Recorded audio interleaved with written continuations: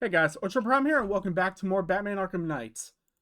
Now, to celebrate the release of the final episode of The Penguin, I decided to do an updated version that includes the events of the show. Now, the old video will remain up, but this is just an updated version. So first, we'll have some behind the scenes looks.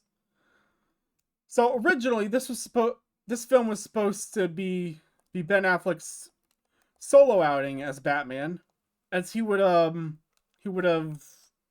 written, directed, and starred in the film. However, due to the lackluster performance of the Justice League film, those plans were scrapped, and the film was repurposed to become the reboot to become a reboot of the character starring Robert Pattinson as the Caped Crusader. Now, as stated before, the film stars Robert Pattinson as Batman, Zoe Kravitz as Catwoman, and this is actually Zoe's second time playing Catwoman, as she's actually voiced the character in like a small role in the Lego Batman movie. No, really. Jeffrey Wright as Lieutenant James Gordon. So around this time, uh, Gordon's not commissioner yet. Colin Farrell as the Penguin. Paul Dano as the Riddler. John Turturro as Carmine Falcone. And Andy Serkis as Alfred.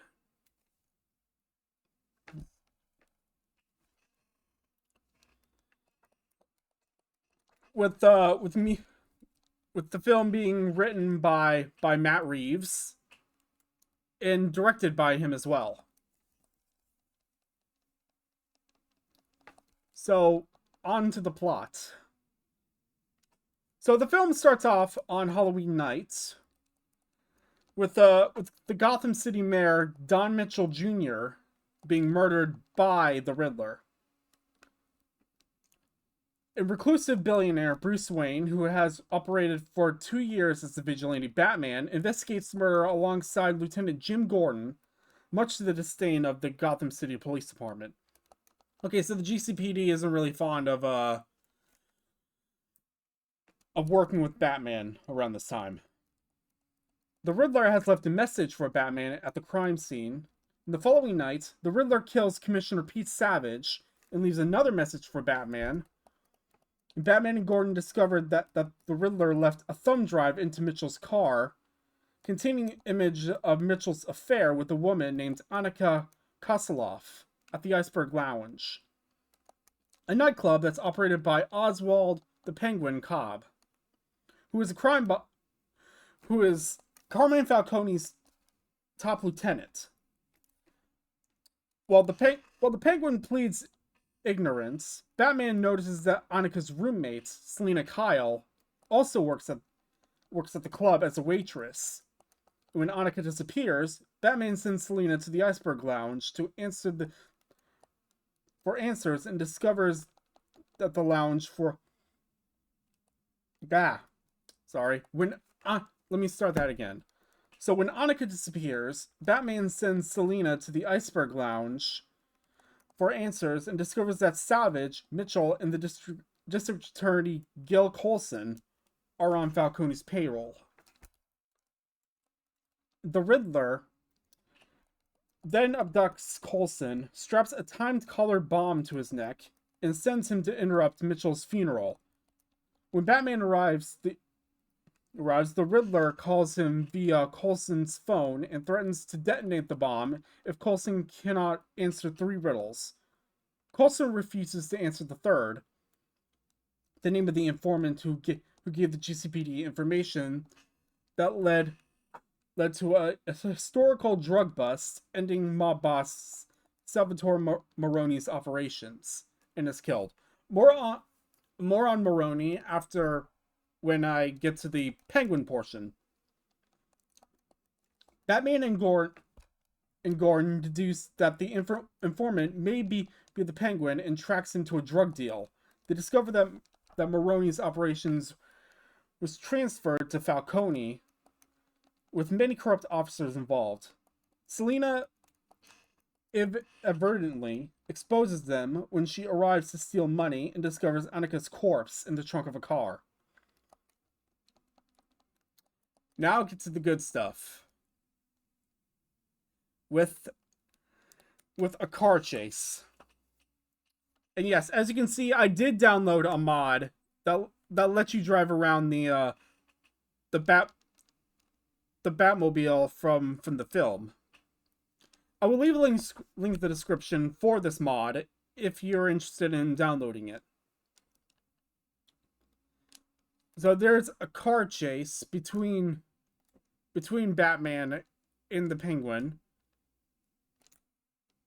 which ends with pretty much Batman slow walking to Penguin's car. Just imagine the song. Dun dun dun dun dun dun dun dun. Anyway, you get it. Okay, that's just complete bullshit right there. So oh yeah, so this mod also has a battle mode. Okay, anyway. So after the car chase, Batman captures the Penguin, but he and Gordon learn that Penguin is not the informant. Batman and Gordon follow the Riddler's trail to the ruins of an orphanage initially funded by Bruce's parents, the late Thomas and Martha Wayne, where they learn that Riddler holds a grudge against the Wayne family for failing the orphanage. Bruce's butler and caretaker, Alfred Pennyworth, is hospitalized after opening a letter bomb addressed to Bruce. The Riddler leaks evidence that Thomas, who was running for mayor before he was murdered, hired Falcone to kill Maroni's journalist, who was writing a story about Martha's family history of mental illness. Bruce confronts Alfred, who maintains that Thomas only asked Falcone to threaten the journalist into silence. Upon learning that Falcone has murdered the journalist instead, Thomas plans to turn himself and Falcone over to police. And Alfred believed that the Falcone had Thomas and Martha killed to silence them. So in this universe, Thomas and Martha are still killed by Joe Chill, but I think Joe Chill was hired by Falcone. And Selina reveals to Batman that Falcone is her father. So yeah, there are like some continuities that state that Selina is the illegitimate daughter of Carmine Falcone. More on the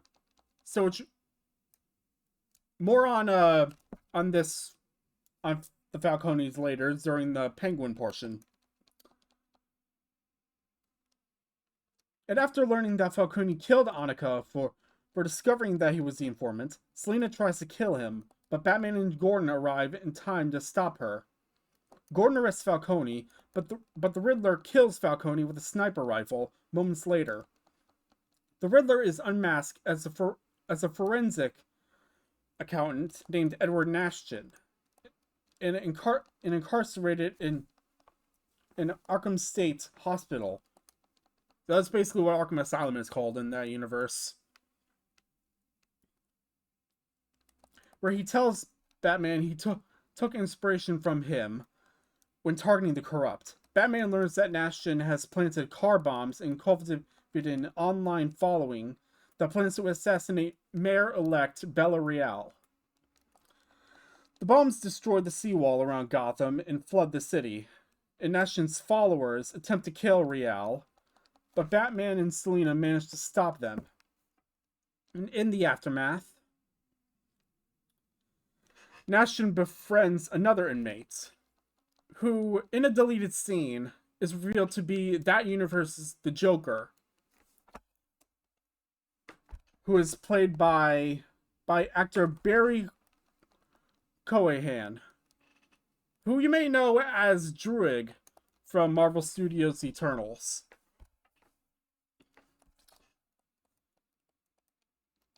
While Selina deems Gotham beyond saving the leaves, Batman aids recovery efforts and vows to inspire hope in Gotham. And that's the film.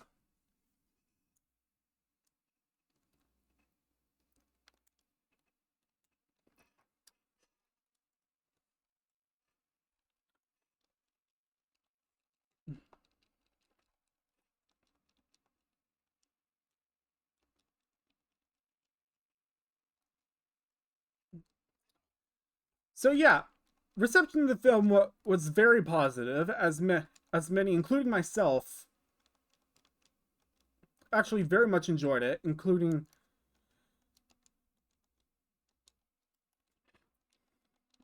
Michael Giacchino's score.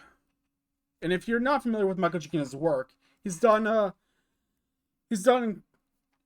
composed the soundtracks for the Star Trek reboot films, the Spider-Man trilogy from Marvel Studios.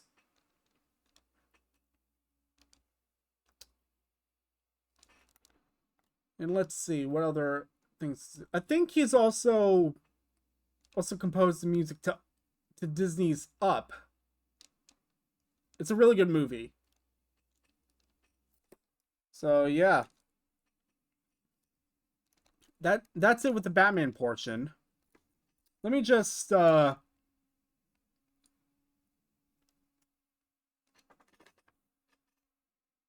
some research here, make sure I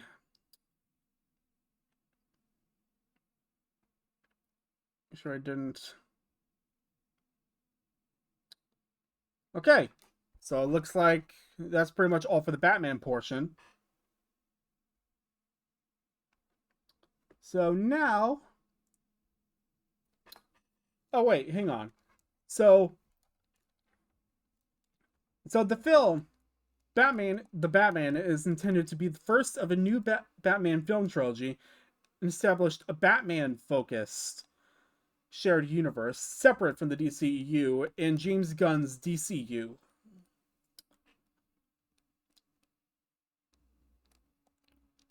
Matt Reeves refers to the shared universe as the Batman Epic Crime Saga. Key cast members had signed on for future films by November 2019, and in December 2021, Pattinson said that he has ideas for developing Batman's character in future films. While Clark, I think I must have missed that part, said that the Batman would lay a foundation upon which future films would build. Pattinson and Reeves expressed interest in introducing Robin and featuring the Court of Owls, Calendar Man, Mr. Freeze, or Hush as villains in the sequel. By October 2022, Reeves was meeting with directors and writers for several films and television series that were in development and are centered around members of Batman's Rogues Gallery, such as Scarecrow, Clayface, and Professor Pig. Honestly, I would love to see Professor Pig in a film. And plus the Court of Owls, too. And considering that the Court of Owls were pretty much done dirty in the Gotham Knights TV show. In fact, the only good thing about that show was Misha Collins as Two-Face. I loved that. So if you're not familiar with Misha Collins, he was in Supernatural.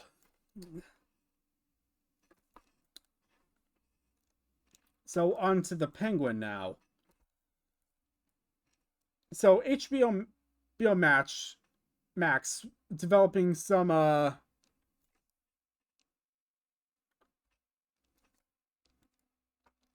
so back to the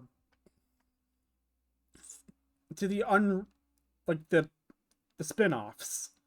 So there were multiple spin-offs that are in development.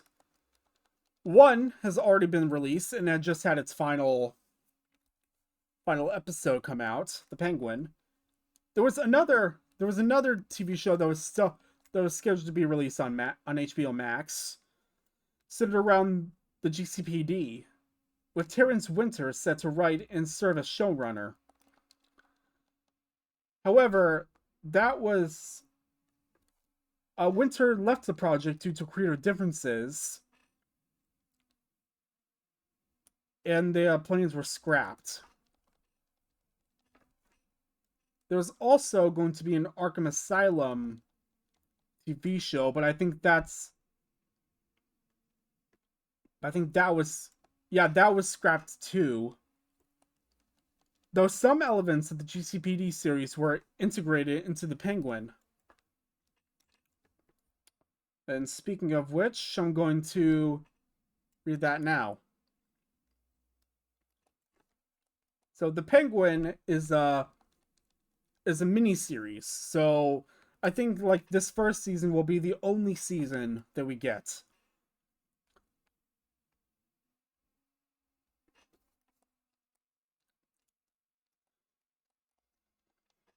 So as you will you can get the Penguin in this show is played by Colin Farrell, same as in the movie. But even though his name was changed from Oswald Cobblepot to Oz Cobb, a lot of people weren't happy about that. I mean, I didn't think it was a big deal, which is used because the production found it to be more grounded in real name. It also stars Kristen Miloto. Wait, hang on. Sorry, I'm just trying to read her name right. Kristen Milotti. Okay, Kristen Milotti as Sophia Gigante Falcone. More on Gigante for there. So, yeah, she plays Sophia Falcone. Also, Renzi Feliz as Victor Vic Aguilar, who is a homeless teen whose family is killed because of the Riddler's attack. He becomes Oz's right hand.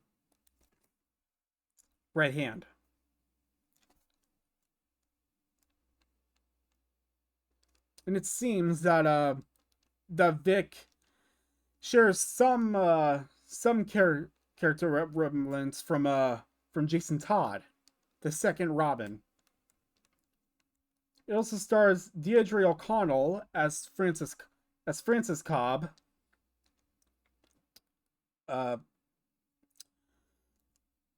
Oz's mother, Clancy Brown as Sal Maroni. And fun fact, this is actually not the first time that Clancy Brown has actually been in DC. He's actually voiced Lex Luthor in various animated projects and video games. He also had some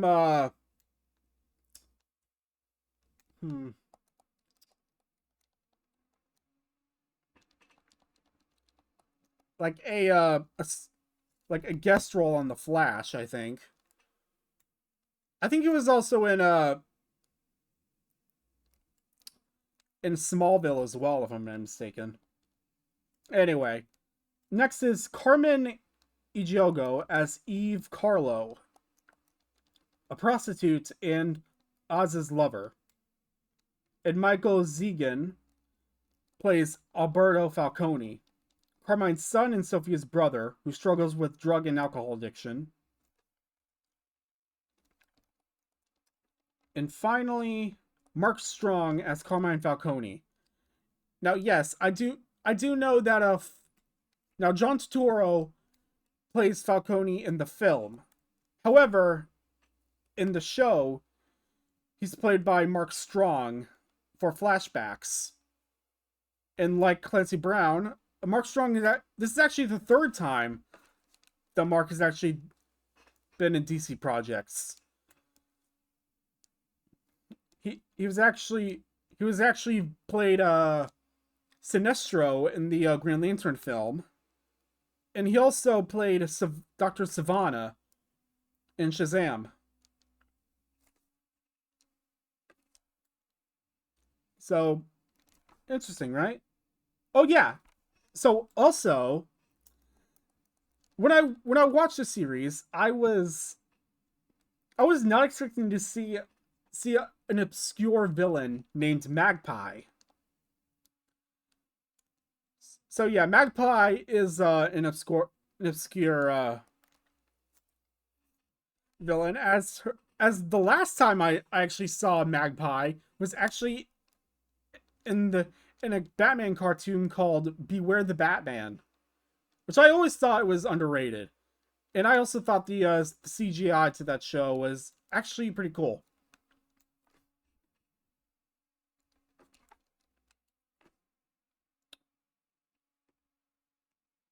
Hmm.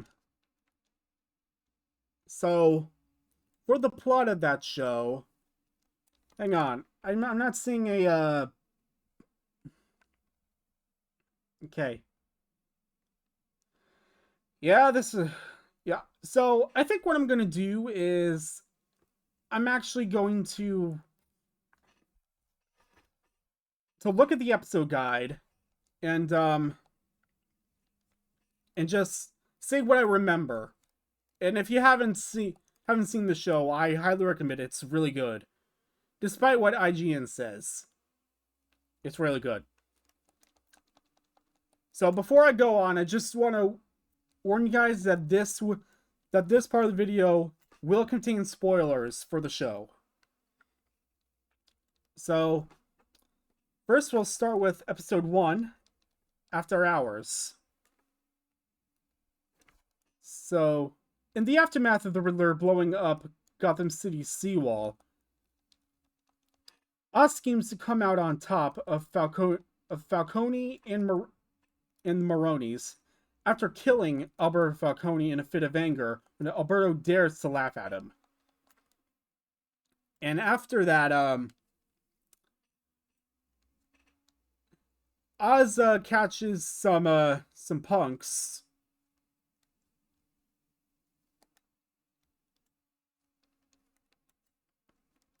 for like trying to steal his car's wheels. Now, Oz managed to kills most of them, but one of, and I think a couple of them managed to get away. But one who is caught, is Vic Aguilar. Now, as mentioned before, now he is homeless around this time, and Oz decides to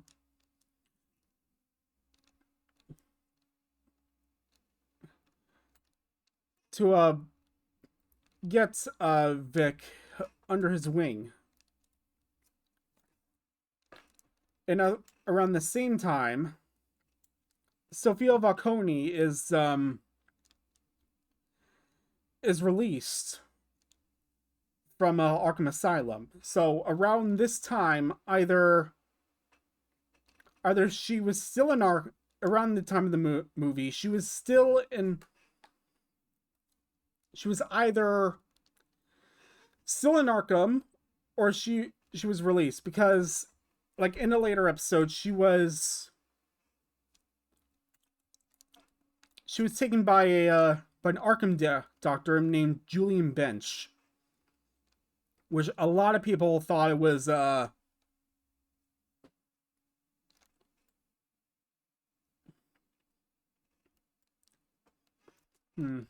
that it was Hugo Strange.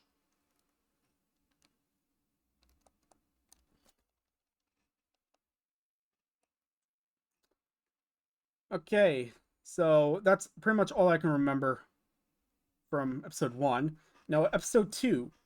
Sophia So one says Sophia works to secure her family's strength, while Oz attempts to play both the Falcones and the Maronis to his advantage.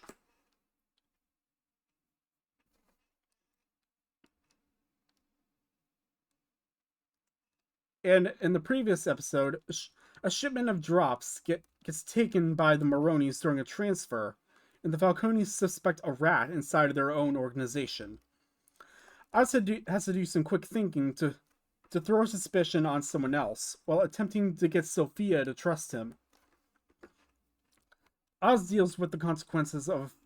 Oh, wait. That's... Yeah, again, I'm reading I'm reading the short synopsises of each episode from IMDb, so... Okay. So, now episode 3.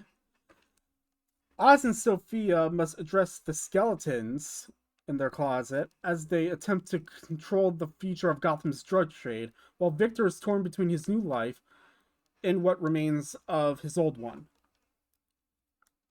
So in this episode, he calls an old friend of his named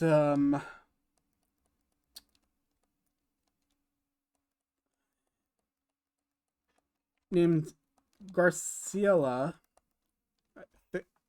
What? Okay. That's weird. Yeah, it's Garciela is the girl's name. So Vic had to choose between going with Garciela or staying with Oz to help him. And at first, Vic chooses to go with Garciela. However, at the last minute, Vic chooses to help Oz by ramming Oz's car into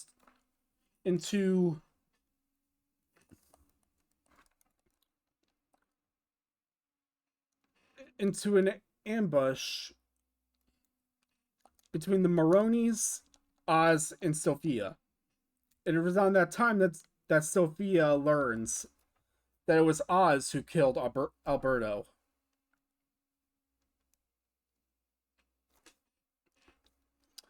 Okay, now on to episode 4. By the way, there's 4 episodes, by the way.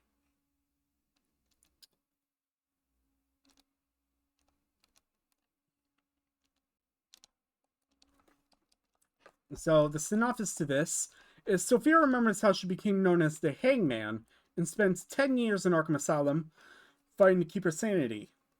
In the present, Sophia has dinner with her family and announces that she's taking their advice and flying to Italy out of hope for a new life. However, this turns out to not be the case,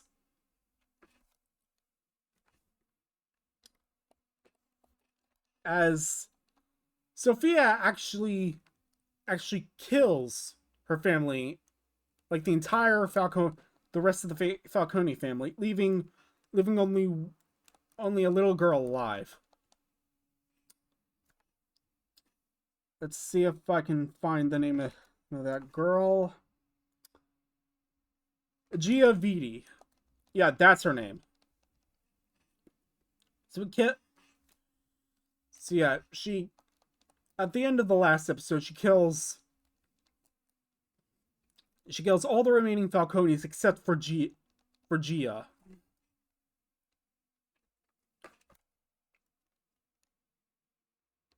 And in the aftermath, she takes what's left of the Falcone family and renames it as the Gigante family after her departed mother, and forms an alliance with Sal Maroni to kill Oz, who murdered Sal's wife and son.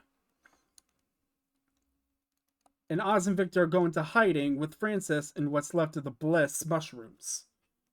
Some Bliss is what they were using as the drugs. And the house they went to, a future episode reveals that it was actually Oz's childhood home they went to. well, Oz, Vic, and Francis went to lay low. And Sophia's and for the next episode, episode 6, Sophia and Sal try to find Oz on the streets while Oz deals with his mother's deteriorating mental health.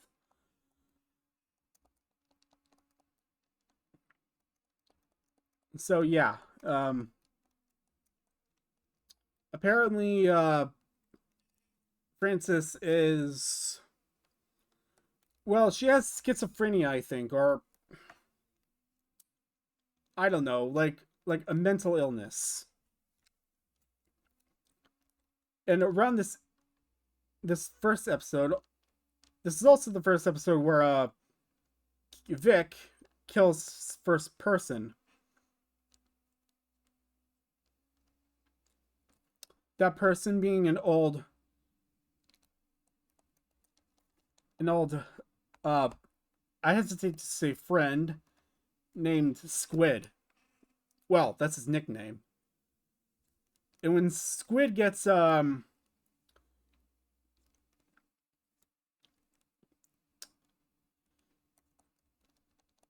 suspicious, Vic is forced to kill him.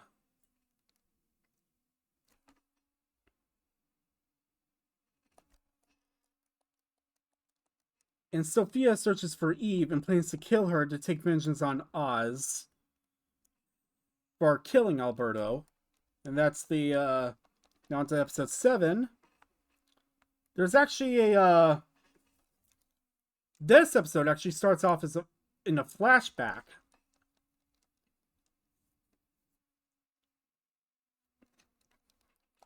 In which it is revealed that Oz killed his two brothers, Jack and Benny, after a game in the sewers goes wrong.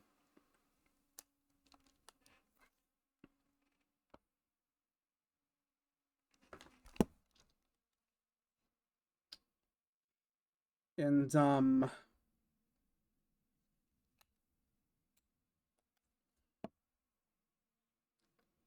Sal goes to see Oz after he and Sophia captures Francis. And they demand that the Bliss and Oz's organization in return for his mother. However, Oz still has a few cards left to play. Meanwhile, Sophia talks to Gia and comes to a realization about herself. And part of that final fight,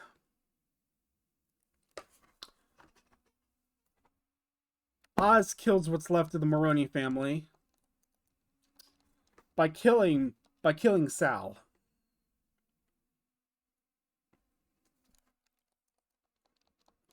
And all of that's left of this final episode is truths are laid bare as Oz Cobb nears the end of his journey in his power struggle with Sophia comes to a head. Now this episode is actually a very interesting one because it is revealed that Francis knew that Oz killed Jack and Benny. And she even went so far as to hire someone to kill Oz. But she couldn't do it.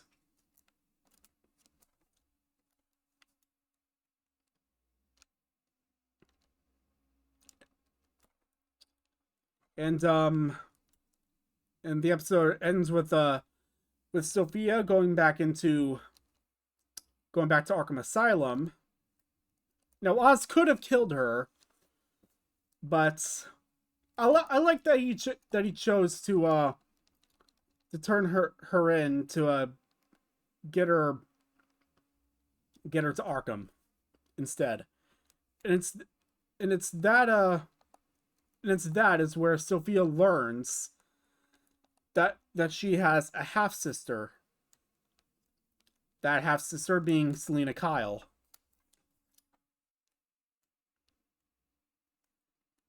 And the episode ends with Oz without us getting like a high place. Actually, you know what? Let's get. I'm gonna take this Batman up to Wayne Tower.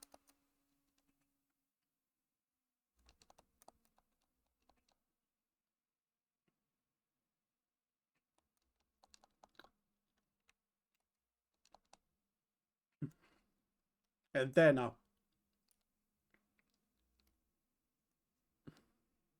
so there so while I get up there, there is still some things I missed. I clearly missed. So around that time, I'm just gonna put this waypoint in as an effect. And at the end, it ends with the bat signal being lit in the skyline, which means that the Batman will be coming for Oz, and that Oz is finally in Batman's radar. Okay, so that is the end of that.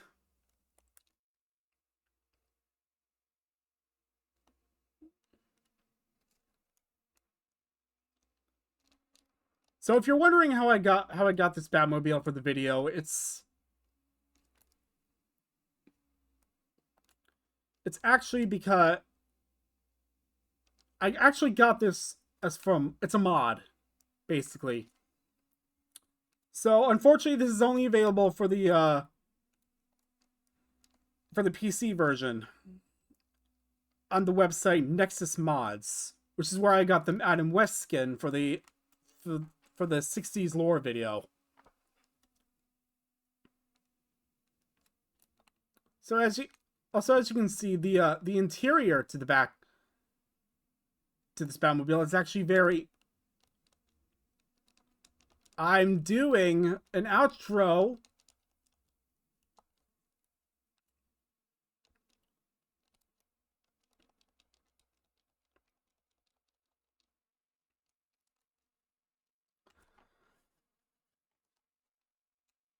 Okay. So back to this Batmobile. And as you can see, it is incredibly detailed. Sorry, that's the bag of Doritos. It's I actually have a book that features like different Batmobiles throughout the years. And from what I could see, it is actually very accurate to the film. I'm actually very curious to see where the person got this model from, because let me look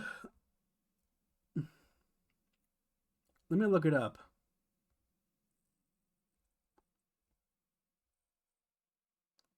Because I'm actually very curious to see where the person got this model from. Okay, let's see.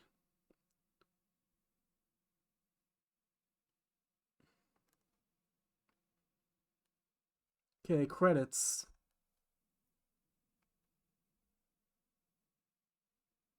Okay, that doesn't tell me anything at all. It's got custom lights and visual effects, custom environment textures, destruction flame meshes, various sound effects.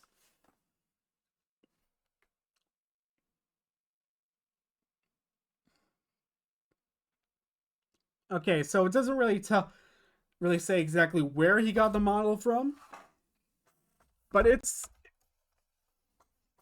like, as I mentioned before, I have this book that features a lot of Batmobiles, and as you can see, it is highly detailed and very accurate.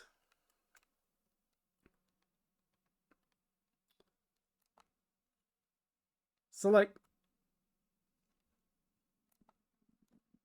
even this cockpit is accurate, and even the wheels here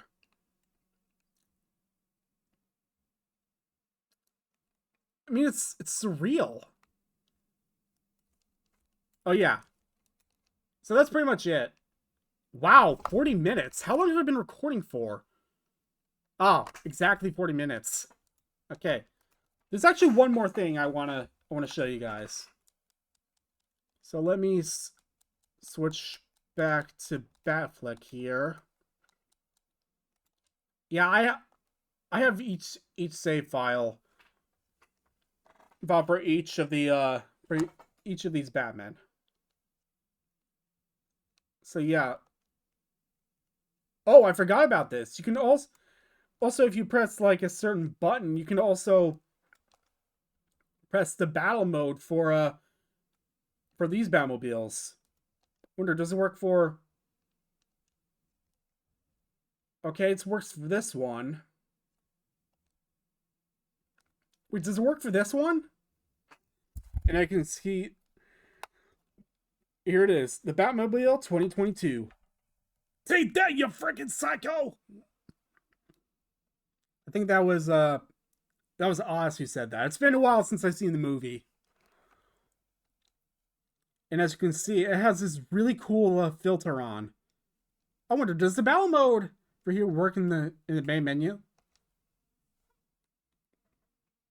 I mean, it does, but it looks like that.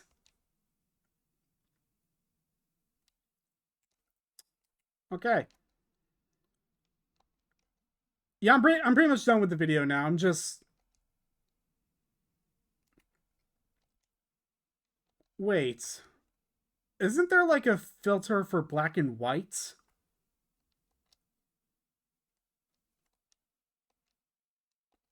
I know something like that exists.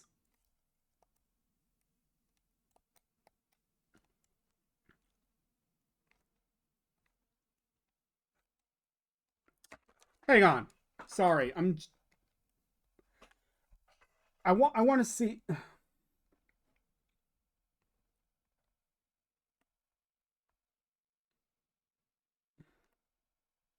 Okay. Black and white texture for Arkham Knight. I know this exists. I know it's a thing.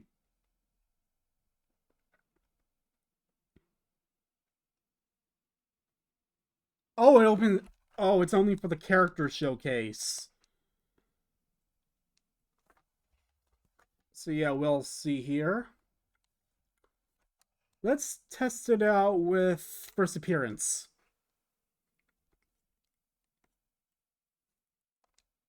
There it is. I knew it. So unfortunately, this only works for the character showcases. Wait, does it work for these guys as well? Does it work for like these as well? Oh, it does. Okay.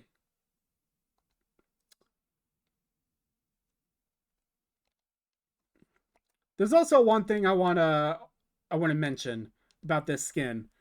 It's rough.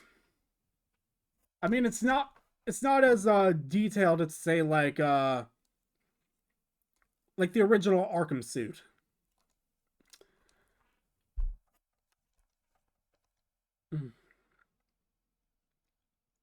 I mean, it is detailed. I mean, it has his grappling hook holster. But the graphics on it, yeah, that. It seems like... So originally, when this was scheduled to come out, it originally first came out for the Nintendo Switch port of the Arkham trilogy, and then it got leaked for the Epic Games version, and then it got officially released for all versions. So like for Steam and Epic Games, for the PlayStation and Xbox versions, it's there. There's also some mods too for this skin, but there are too many to actually put. So that is all for this time. If you enjoyed the video, leave a like, subscribe, and click the notification bell to be notified every time I upload an episode. Watch on Prime, out.